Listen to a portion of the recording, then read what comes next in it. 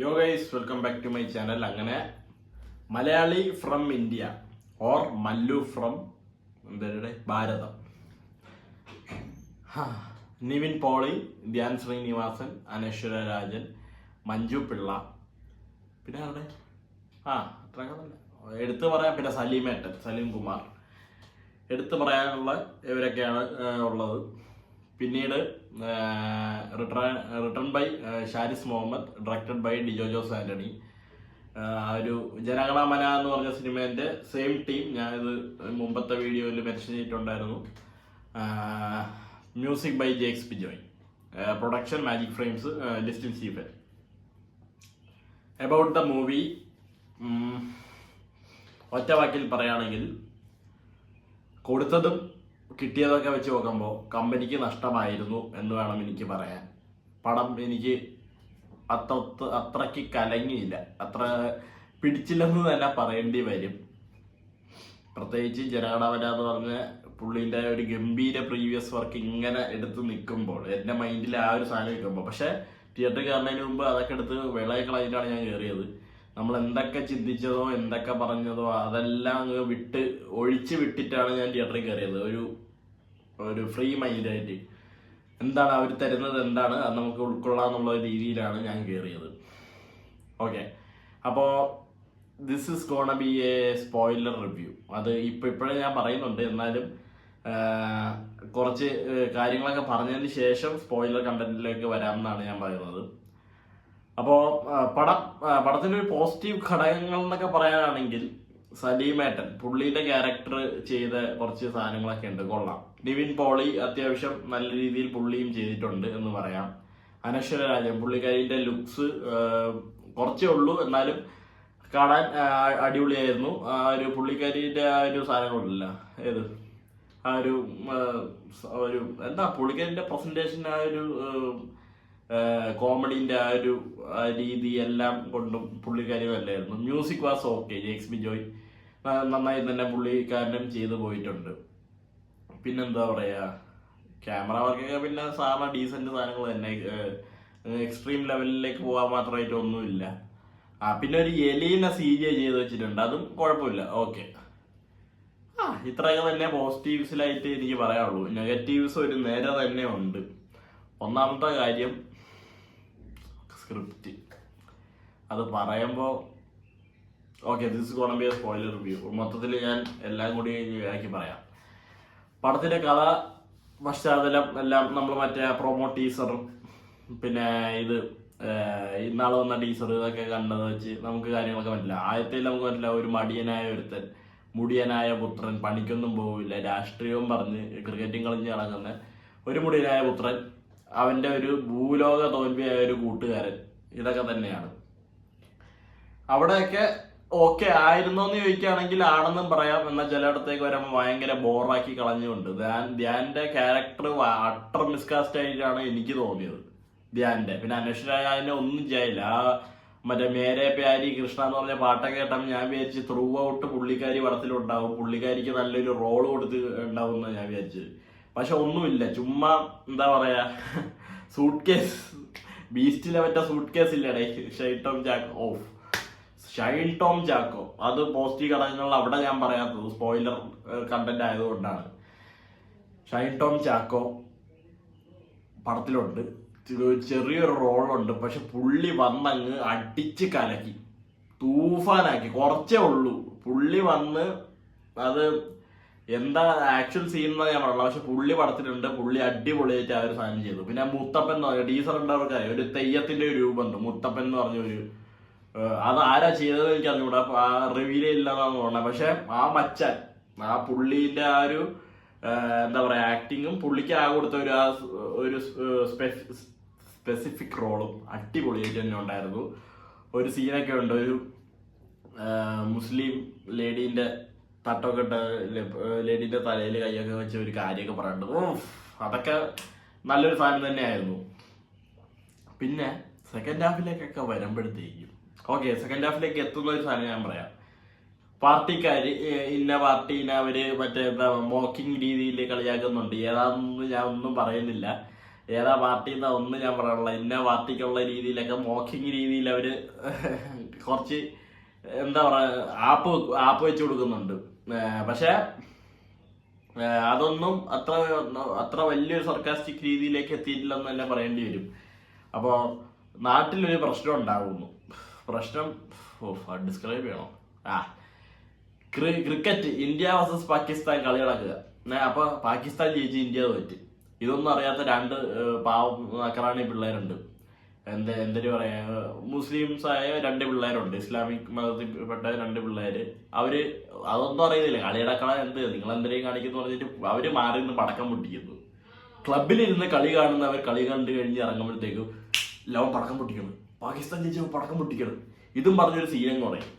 എന്നിട്ട് ധ്യാൻ ശ്രീനിവാസന് മൂത്ത് കയറിയിട്ട് ധ്യാൻ ശ്രീനിവാസൻ ന്യൂബോളിനെ വിളിച്ചോണ്ട് വന്ന് ഈ ഇസ്ലാമിക് മത ബേസ് അവന്മാരിൽ നിൽക്കുന്ന ഒരു പാർട്ടിക്കാരുണ്ട്, എവരുടെ അങ്ങോട്ടേക്ക് മറ്റേ മോളോട്ടോവ് കോക്ടെയിൽ കുപ്പി ബോംബിലടെ അടുത്ത് എറിയും.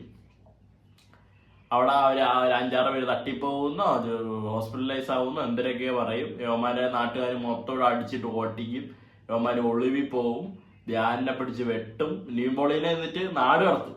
ന്യൂബോളിനെ നാട് കടത്തി അങ്ങ് ദുബായിൽ കൊണ്ടെത്തിക്കും.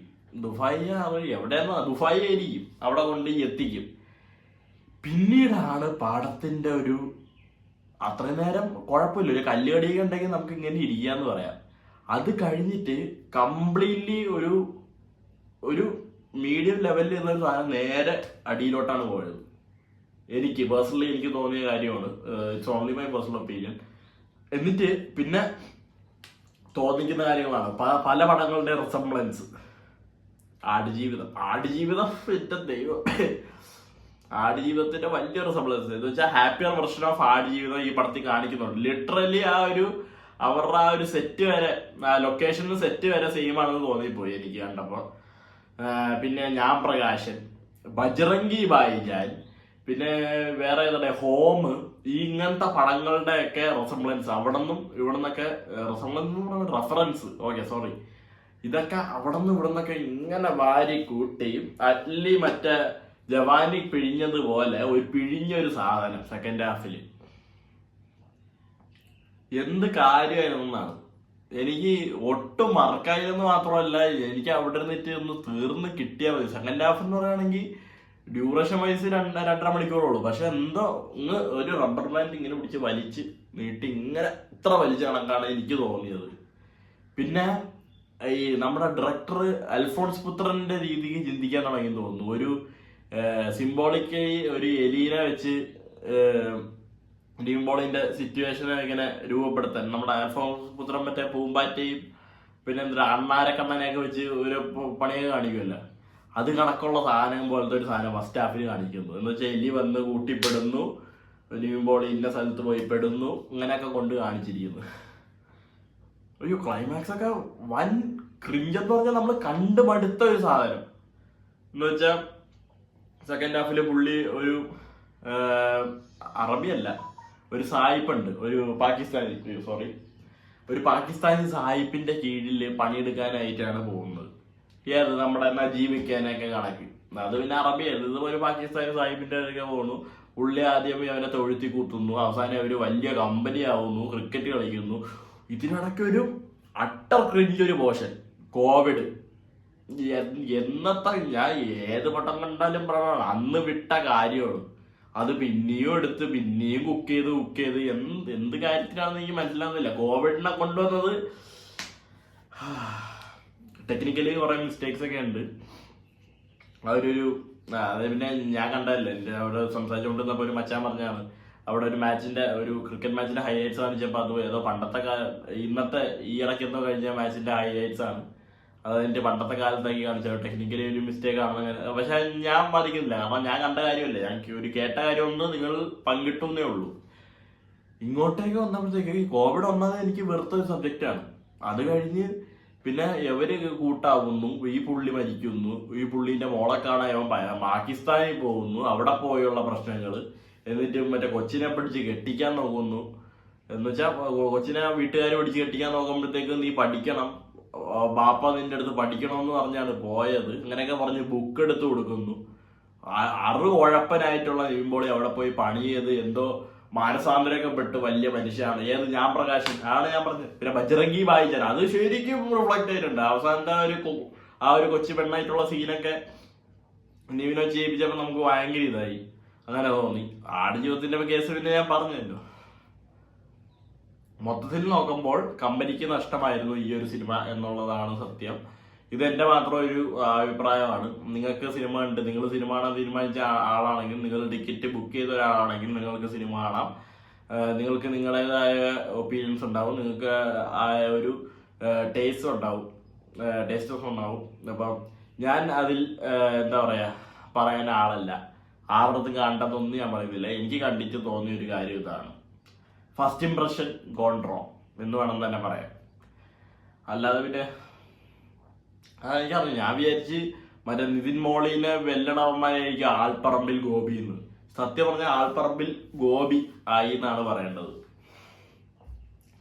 എനിവേ അടുത്ത ഏതാണ്ടേ സിമ്പിളിൽ ആക്ഷൻ ഹീറോ ബിജു 2, പിന്നെ വേറെ ഉണ്ടോ അറിഞ്ഞൂടാ.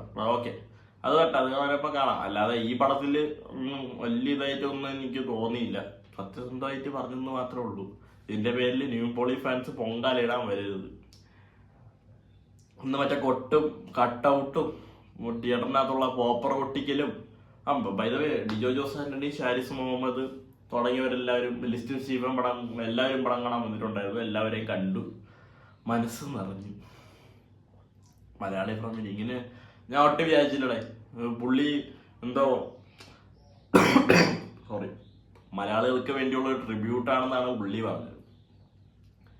എനിക്കറിഞ്ഞൂടാ, ഏതൊരു മലയാളി ഇത് കണ്ടെന്തോ രോമാഞ്ചം കൊള്ളൂന്ന പുള്ളിക്കുന്ന എന്തൊക്കെ പുള്ളി മറ്റേ ഇന്റർവ്യൂവിൽ വെച്ച് കയറ്റിയായിരുന്നു. ഏത് മറ്റേ ലാലേട്ടന്റെ മറ്റേ ഇങ്ങനെ പറഞ്ഞില്ല ആ പുള്ളി, അത് കണക്കൊരു സാധനം. ജനഗണമനയൊന്നും പ്രതീക്ഷിച്ച് ഒറ്റ ഒരുത്തൻ തിയേറ്ററിന്റെ പുറത്ത് പോലും വന്ന് നിൽക്കണ്ടെന്നേ ഞാൻ പറയുള്ളൂ. ദിസ് വാസ് ഈ ഒരു വ്യത്യാസമുണ്ട്. അപ്പോൾ ഓക്കെ, ദാറ്റ്സ് ഓൾ. മറ്റന്നാൾ നടികർ കാണുന്നതാണ്, അതിന്റെ ഒപ്പീനിയൻ ആയിട്ട് വരാം. ഇതിനിടയ്ക്ക് വേറെ വല്ല പടങ്ങൾ കാണുന്നുണ്ടെങ്കിൽ അറിഞ്ഞൂടാ. ഫാമിലി സ്റ്റാർ എന്ന് പറഞ്ഞ പടം എടുത്തു വെച്ചിട്ടുണ്ട്, ഇത് കാണണേ. അടുത്തൊരു ഊക്കൽ വീഡിയോ ഞാൻ തയ്യാറാക്കുന്നുണ്ട്. Bye bye.